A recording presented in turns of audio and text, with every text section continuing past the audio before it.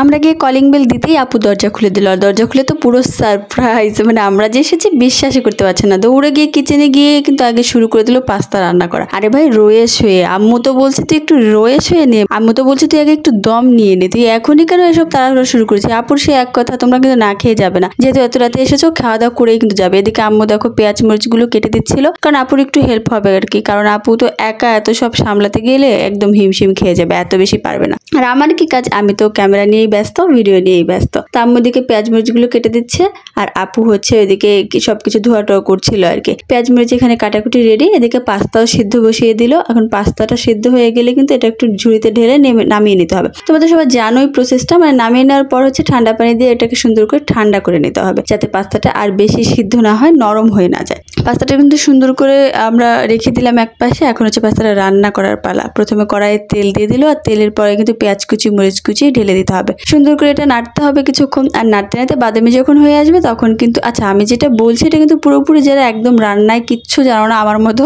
তাদের জন্য, ঠিক আছে? আবার অনেকে এসে বলবে যে এটা তো আমরা সবাই জানি, রে কি এমন ব্যাপার, কি এমন ব্যাপার হচ্ছে আমার মতো যারা পাবলিক আছে না তাদের কাছে অনেক বিশাল ব্যাপার, যারা কখনো রান্নাই করনি। আচ্ছা যাই হোক, আমি দাঁড়িয়ে দাঁড়িয়ে দেখছিলাম আপু কি করছে। তারপর আস্তে আস্তে পেঁয়াজগুলো সুন্দর করে বাদামি করে ভেজে নিচ্ছিল। ভাজার পরে কিন্তু এর মধ্যে ডিম দিয়ে দিল, দুটো ডিম ফাটিয়ে দেওয়ার পরে ডিমটা আবার পেঁয়াজ মেজের সাথে মিক্সড করে নিচ্ছিল। এটা সুন্দর করে মিক্সড করার পরে সাথে, ও আচ্ছা 3টে ডিম দিয়ে দিল। ডিম দেখি আবার আস্তে আস্তে বাড়তেই আছে, ডিম এক একটা করে ভাঙছিল আর দিচ্ছিল। 4টা ডিম দিয়ে দিল পরপর, বন্ধুরা দেখো। তারপর সুন্দর করে এটাকে মিক্সড করে নিবে। মিক্সড করার পর কিন্তু এখানে মশলা দিয়ে দিতে হবে, ম্যাগি মশলা। তোমাদের ঘরে যে মশলা থাকে, ম্যাগি মশলা বা অন্য কোনো মশলা দিতে পারো, একটু হালকা মরিচের গুঁড়ো দিতে পারো, বেশ মানে ঝাল ঝাল হলে খেতেও মজা লাগবে। আর সস আছে তো, সস দিয়ে কিন্তু সুন্দর করে সার্ভ করতে হবে, টমেটো সস আর কি। টমেটো সসটা দিয়ে খেলে কিন্তু বেশি মজা লাগে।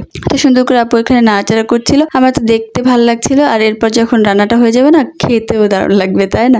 যে রান্না করে সে না বুঝে কেমন লাগে। গরমের মধ্যে আপুরা কষ্ট করে রান্না করছিল, আম্মু এখানে হেল্প করছিল। তারপর কিন্তু পাস্তাগুলো সব দিয়ে দিল ঢেলে। এবার পাস্তাগুলো সুন্দর করে ঢেলে দেওয়ার পরে মশলার সাথে ওই ডিমের যে মশলাটা ছিল ওটার সাথে সুন্দর করে মিক্সড করে নিলেই কিন্তু পাস্তাটা রেডি হয়ে যাবে। তো সুন্দর করে এটাকে আগে ভালো করে মিক্সড করে নিতে হবে। মিক্সড করে নেওয়ার পরে হচ্ছে পাস্তা কিছুক্ষণ রান্না করার পর, নাড়াচাড়া করার পর কিন্তু নামিয়ে নিতে হবে। তো আপু সেটাই করছিল, পাস্তাগুলো সুন্দর করে নাড়াচাড়া করে নিচ্ছিল। এখানে দেখো অবস্থা, কি সুন্দর লাগছে তাই না? দেখতে যেমন সুন্দর লাগছে, খেতেও কিন্তু দুর্দান্ত হবে, বোঝা যাচ্ছে। যাই হোক, আপু এটা আগে রান্না বান্নাটা শেষ করুক, তারপর দেখা যাক। আমরা আগে খাওয়া দাওয়া করে নেই, তারপর আমার তো দেখেই লোভ লেগে যাচ্ছে, তাই আগে একটু চামচে করে উঠিয়ে দেখছিলাম কেমন কি হয়েছে। এর মধ্যে আর আম্মু কি কেরামতি করে দেখো। আম্মু আবার হচ্ছে কোথা থেকে নিয়ে আসলো শুকনো মরিচ ভাজা। শুকনো মরিচ ভাজার পরে যে একটা সুন্দর স্মেল হয় না, সেটাকে সুন্দর করে ভেঙে একটু উপর দিয়ে ছড়িয়ে দিল। কি সুন্দর যে স্মেল আসছিল না, এখনো বলতে গিয়েও আমার জিভে জল চলে আসছে। খেতে কিন্তু দুর্দান্ত হবে, বোঝাই যাচ্ছে।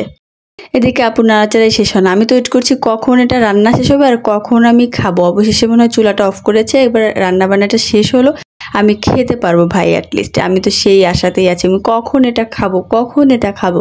তারপর দেখি চুলাটা অফ করে দিয়ে এবার রান্নাটা কমপ্লিট করেছে। এবার প্লেট এনে সব ঢেলে ঢেলে সাজিয়েও দিল। আর এদিকে দেখো আমার ভাগ্নের অবস্থা, খেয়ে এত মজা পেয়েছে, সবার মুখে কোনো কথা নেই, এত মজা হয়েছে। সবাই শুধু খাচ্ছিল মন দিয়ে। আমি পরে খেয়ে দেখলাম ভাই আসলে এত টেস্টি হয়েছে। যখন আমি কিচেনে টেস্ট করছিলাম তখন যেমন লেগেছে তার থেকে এখন আরো বেশি ভালো লাগছে। সবাই মিলে খেতে বসলে না এরকমই সবকিছুই বেশি ভালো লাগে। তো যাই বলো, আমাদের হুট করে পিকনিকটা কিন্তু ভালোই হলো।